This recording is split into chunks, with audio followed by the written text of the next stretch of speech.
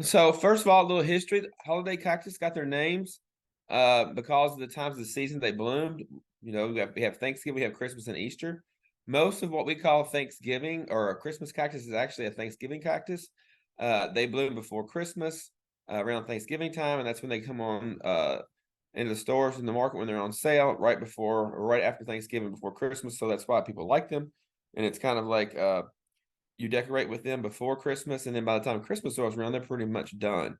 Uh, but that's what we know of as Christmas cactus. But they're actually just Thanksgiving cactus, and we'll talk about the differences in just a second. They are in the same genus, the Thanksgiving and the Christmas cactus, and then the Easter cactus. If you've grown that one, that is actually in a different genus, and it's a little fussier than the Thanksgiving Christmas cactuses. Um, all holiday cactus are epiphytic, which means that they grow in trees, or the epilithic, which grows in rocks. They don't mind to be pot bound. They actually prefer it because it's kind of like their native habitat they would grow in like crotch of a tree branch or in rocks. It's tightly bound there. That they don't mind that at all. And they're all native to the mountains of Brazil. They are leafless. The stems themselves are actually photosynthesized. So if you're looking at a Christmas cactus, those are stems. Those are not leaves. And when you break them up, they're still just pieces of stems. So then they have no true leaves. So the stem is what is actually making the food for the plant, like a leaf would for other types of plants. They have been in cultivation since 1818, depending on your species, and that's in Europe. They were brought back to Europe, and then they became very popular. Also, there's hybrids on the market by the 1850s, and there's all kinds of different variations and colors and cultivars and species that you can find now, especially if you go online. You may not find them in the big box stores or anything like that, but you will find all the other different colors and stuff if you go online. I'll talk about some websites you might want to go on if you want to order some of the different colors or the more let me say like the yellows and different hues, peach colors and all those.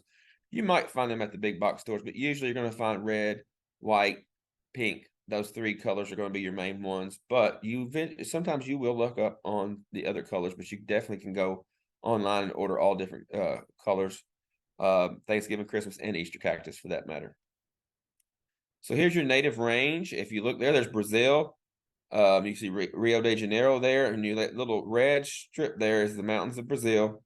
That is where our three types of holiday cactus actually originate from. That is their native range there.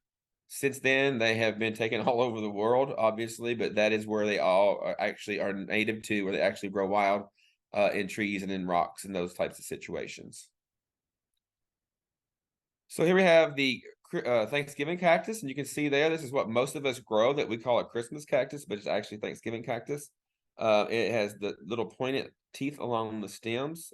You can see there at the edge of the stem piece. It's got a little sharp, pointy edge to it. They're not really prickly. Now, every once in a while, you might have one of these with a few little barbs on the edge of some of the stems, but for the most part, they're pretty much barb free. And these are, you can see there, if you look on these, when they're in bloom, their bloom kind of points a little bit up, not straight down. And you can see there in the picture there, maybe it's not a great drawing, but you can see that comes up. I'll show you some more pictures in a minute. But that and the pointy stem tells you that it's Thanksgiving cactus. Also, if it's got buds on it now and it's going to bloom pretty soon, it's Thanksgiving cactus. I had somebody post on Facebook the other day that their cactus was confused. They left it outside. They just brought it in. It's got all kinds of buds on it. And I'm like, it's not confused because they said it's Christmas cactus. It's not. It's Thanksgiving cactus. And right now is when you would bring them in before we have too much more cool weather. But if you leave them out during the summer and let them go all the way into late fall, they will start setting buds. It's because the daylight gets shorter, and then the cooler temperatures is telling that plant to go ahead and set some flowers. Here's your holiday cactus. That is your Christmas cactus. And if you look, it doesn't have a pointy barb on the stem piece. It's flat or rounded. And also the flowers point down. They don't point up. So those are the two big differences in these two, that and when they bloom. Most people are going to have Thanksgiving cactus The Christmas and the Easter is kind of harder to come by, especially if you're just at a regular garden center or something like that. Most time it's just going to be the Thanksgiving cactus. And then here is the Easter cactus, which is actually in a whole different genus. This is Rhipsalidopsis. It has pointed teeth with fibrous hairs at the leaf joints, if you look closely. And it blooms when it's coming out of dormancy, which the dormancy will be the winter period here. In Brazil, it would be the dry period. And when it's coming out of that is when it flowers instead of going into it like the other two types. But this one actually comes in a lot of different colors as well. And you can see that it has little bristles you can see on the tips of the leaves there. And also the flower is shaped nothing like the other two. It's very much flared. And then again, it blooms around Easter time in the spring. I have seen these periodically pop up at places like Walgreens, believe it or not. But it's a rare occasion. I have grown these, and I have grown the other two types of holiday cactus. This one's a lot more finicky about the water and rotting off and those kinds of things than the other types are.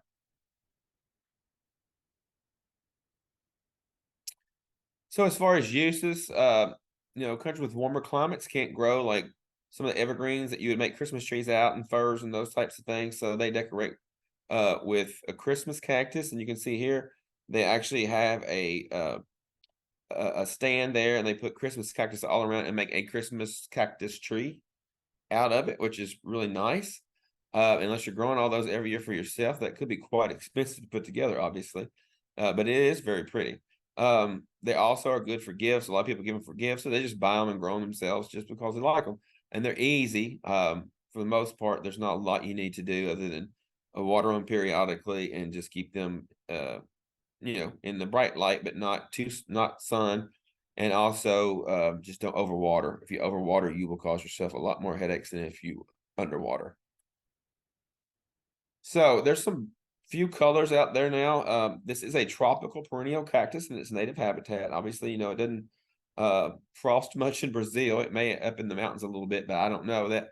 But these are from that mountainous range, and they can't take frost, so obviously it doesn't get too cool.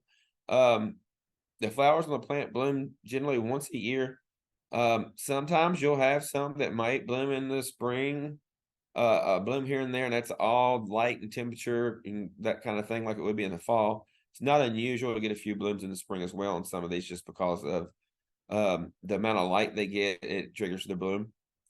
They do have green pointy leaf-like structures that are actually called cladodes, and that's a modified stem segment. So each one of those little segments that you see there that you can break off and root and grow, that's actually called a cladodes. They do not have a true leaf. That is a stem segment. So it's just something to think about. And some of these can get 30 to 45 centimeters tall. And a lot of these can live for a very long time. I know a lady that has one in one of the county next door to mine. She works at one of the schools, and she takes it to the school in the wintertime in a nice sunny window, and then takes it back home in the summer. And it's over 100 years old. She said it was her great grandmother. So they can live quite a long time if they're taken care of. As far as culture, Christmas cactus need to be kept in a sunny location while inside. Obviously, they don't like sun outside, a direct sun. So you think about where they grow. They grow in, the branch crotches and things of trees and stuff. So they're used to shade when they're outside. But a bright sunny window indoors is pretty much the same amount of light as a cactus would get in the summer outside in the shade. So that's something to really think about. The ideal temperature during the grow period, so we'll say April to September when they're outside, is 70, 80 degrees. Now, does that mean it gets to 90, 95, or 100? The plant's going to just wither away? No, it's fine outside. Just keep it in the shade and water it periodically. Leave it out until later in the season. It'll set buds, and we'll talk about how to get it to reflower in just a second. As far as water, you want to water when your growing medium is dry to the touch. So if you go and you feel the top of that soil that's dry, then you want to water it. In the summer, they are tolerant to slightly drier conditions, but you never want the plant to become waterlogged if it's wintertime or summer, but especially in the winter. because they will get a stem or a root rot, and you'll lose a large portion of your plants that way. Also, you do not want them to dry all the way out, especially when they're in bud or flower, because that's going to cause your buds to drop or your flowers to drop but not last as long. So you just want to make sure you keep them evenly moist, not wet, when they're in flower. A clay pot is very forgiving for this. If you overwater, so that's something to keep in mind. If you tend to be an overwaterer, it's good to plant these in maybe the actual cactus medium that you can get at the store, and a clay pot is a good thing to put them in because that will forgive you and whip some moisture out away from that plant if you were to water a little too much at some point. Fertilizer is not a huge deal for these, but they do like a little fertilizer in late winter, early spring, and that's especially when the new growth is starting out. You can do something like Peters or Miracle Grow or any water-soluble multi-use fertilizer, any houseplant fertilizer that you can get, the sticks, anything like that's fine. They're not heavy feeders. Again, you think about where they grow. They're growing in places that are tight and places that will not have a lot of nutrients. They just don't need a lot. But a half dose of one of these well-balanced fertilizers a couple times during the growing season will help them a lot. It'll get you a bigger plant. Also, if you pinch it, it'll get you more cladodes or stem segments, and then you will be able to get more flowers if that happens. So also, you want to do a monthly watering with 1 teaspoon Epsom salt to 1 gallon of water. Don't do it during the same week as the monthly fertilizing. They just need that little extra magnesium from the Epsom salt. It's really good for them. But if you use a multi-purpose fertilizer like Peters or Miracle Grow or even one of the generics, it doesn't matter. They're going to have that already in there. So it's up to you. You probably won't need the extra, but if you want to try it, it won't hurt. Just don't do it in the same week. And then you want to stop fertilizing in late summer because you're not wanting to grow cladodes or stem segments. You're wanting it to set flower buds. So that's when you want to reduce the nitrogen so you can actually get more flower buds set. As far as growing medium, again, these are epiphytic. They don't have to be repotted very often. They do not mind to be pot bound. Where they grow naturally, they're going to be kind of bound in those branch collars and things in the trees. So if you want to go ahead and plant these in, you can plant them in regular potting soil. But again, if could be an overwaterer periodically, you can get the cactus potting mix here. Or you can go ahead and make your own, which is 1 part coarse sand or perlite and 1 part potting soil that you'd buy at one of the big box stores, and then 2 parts peat. For most of us, though, it's easier just to go ahead and buy 1 bag of this little potting mix here that's actually for cactus, because most of us are not going to be potting a lot of holiday cactus at one time. But if you just need to repot it, this stuff works really well, and it will forgive you if you overwater it. One thing about your containers is be sure you have good drainage holes. If these sit in water and stay wet, they will get root rot and stem rot. So here's your pots. You can grow them in about any pot you want. Hanging baskets, clay pots, plastic pots, cups. Doesn't matter. They'll grow in anything as long as you keep them evenly moist. Don't overwater. That's the big key. Mine at home are either in a galvanized container because somebody gave it to me with them already in it. But most of these I will grow in like a clay container, not a glazed container, but a clay one that will actually, if you overwater it, it will wick the moisture away from the root system, and it will just dry out faster. Now, drying out faster means you have to water more often, but it also forgives you if you do overwater. Another thing is you can see that one cactus there is in a plastic clay looking pot, but it's plastic, and it's also in a saucer. Be sure you don't let water stand in that saucer under there because that's going to keep that plant too wet, and then you're going to get stem rot. So there's a few fungal diseases that you might cover. If you grow holiday cactus very much, you're going to end up with probably some of these. But this one is if you water too much, it's called basal stem rot. You can see there at the base where the soil meets that you can see the rot sitting in. And what'll happen is your plant will look really great, and then you'll go in a couple days later, and a piece of it will be a paler green, and then it'll just fall off, and it's because it rotted off at the soil surface. So That one is usually if you injured the stems at some point or you overwatered. You could use a soil drench fungicide, maybe daconil or something like that. If you get a little bit of this, if you want to kind of stop it or clear it up, that and reducing your water is going to help. For me, if I start seeing a lot of that in a container, I'm gonna go ahead and break some of those stem pieces off above that and go ahead and stick those in another pot and let them root and grow on, because for the most part, that's probably going to rot off, and the whole stem segment's going to be gone then. You can see on the right there, that whole piece. See how pale green and withery it looks? A lot of people are going to see that and think, oh, it needs water. They're going to water it more, which is just going to make it worse. And then it's going to rot completely off. Other ones we can do Botrytis blight, especially when they're in flower. This is obviously not a Christmas or a holiday cactus there. That is a leaf of a geranium. But this Botrytis blight can hit any plant, especially usually some dead or dying tissue on the plant. And that's when you see this, especially if you have high moisture. So it's good to have good airflow and to keep your foliage and flowers dry. There are fungicides for this, but for the most part, if you see a few blooms like this or a leaf like this, just pinch it off and get it away from the rest of them, and then kind of cut your water back and get some good airflow. And this stuff usually will clear up on its own. So this is not a fungal disease at all right here. This is actually a virus, and I had thought I had fixed that on the slide, but I did not, apparently. But this is necrotic spot virus. The plants may have no symptoms, may be yellow, spotted, or wilted. You can spray for thrips if you think you're going to get some of this.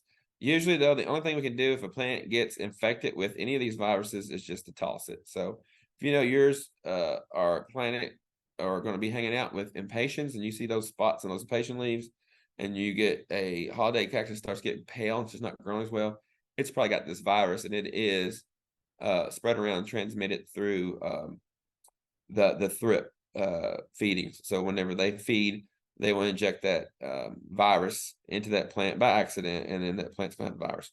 Again, once a plant has a virus, there's nothing you can do to stop it. It can affect the plant, make it look bad, or sometimes some of these viruses get in plants and you may not even know it. But if you start seeing symptoms, it's good just go ahead and toss that plant, get rid of it, and get you something else, or get another plant. Other insects that might be an issue are mealybugs and scales. These can be pretty bad. They used to be really bad on house plants, but that was before we had some of the good soil drench insecticides out that gets rid of them pretty easily. It used to be almost impossible to get rid of either one of these totally. I can remember my grandmother sitting around with her African violets with a Q-tip and some rubbing alcohol and actually dabbing each little mealybug on the plant to kill it, which does work, but it's time consuming. You have to do it multiple times. The scales down there, you could probably scratch most of those off. But the easiest thing, if you see any of these on there, is just get Bayer Advanced for house plants, which is a soil drench. It'll tell you on the label there how much to put, how much to pour. You just pour it like you're watering the plant with it, and the plant will take it up, and then you'll get rid of all these insects like the mealybugs and the scale that are hard to control.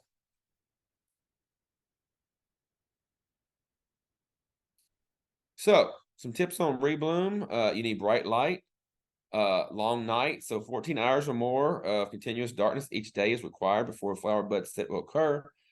The easiest way to do this is to put these out for the summer under your porch, take care of them, or under a tree where it's shady. Take care of them, leave them out until the temperature starts getting down in the 50s at night, and then bring them in. By then, they're going to set flower buds, and they're going to set a lot more than if you grow them indoors year round. So that is the easiest way to do it and the easiest way to get more flowers. Do not interrupt that lighting. It may inhibit some of the flower bud set you'll get. They're not as finicky as some of the poinsettias and things used to be. But you can get reduced flower bud set if you don't follow some of those rules about the continuous darkness and the cool weather. Cool weather for me has set more buds than the day length. But that's something to keep in mind. You don't want to leave them out, and if it's going to get below 50, it's time to bring them in then, because they don't like cold weather, remember. And then you can get some a little bit of damage because they're from a warmer climate. So they don't like that temperature when they go too low, which, under 50 down to the 40s is going to cause them, even if they start sitting, may cause them to drop some flower buds. So usually around mid-September, late September, it's time to start bringing them in. Also, you can pinch back the stems in early June. That's going to promote branching. So if you've got one long stem and you break one of the cladodes off, you're usually going to get either 2 or 3 new stem pieces that's going to break off of that. And the more stem pieces you got, the more flowers you're going to have. So that's something to keep in mind. But you want to do that in early June. Don't do it any later than that because you're going to reduce your flowers then. Also, pinching or leveling is something they do, especially in the industry. At the end of September to remove any terminal phytoclads, which are stem segments that are less than 1/4 of an inch or a half an inch, a little bit less than half an inch, I guess. And you're going to just take those off because they're going to be too immature to actually set flower buds. So you're going to break those off, and then that bigger stem segment that's still left, it will set more flowers. The Easter cactus bloom when coming out of dormancy in spring, so they don't need the treatments that we just talked about. They may need a pinching to get more blooms, but other than that, they do not need the longer hours and the cooler temperatures like the other two do, to bloom at Thanksgiving or Christmas. As far as propagation, one of the easier things to propagate. You can do it in May or June. Just pinch off a couple sections of stem with 3 to 5 phytoclads. Again, those are just little stem segments as you can see there. It is good to allow the segment that you broke to callus or heal for a few days. That's just going to help that go ahead and root whenever you pot it up. You can use potting medium or anything. Make sure you use disinfectant containers and potting medium that has been sterilized, which is usually what you buy at the store. And you can place 3 cuttings or 4 cuttings in a 4-inch pot, whatever you want. And make sure the cut end should be in the soil about a half an inch or an inch rather.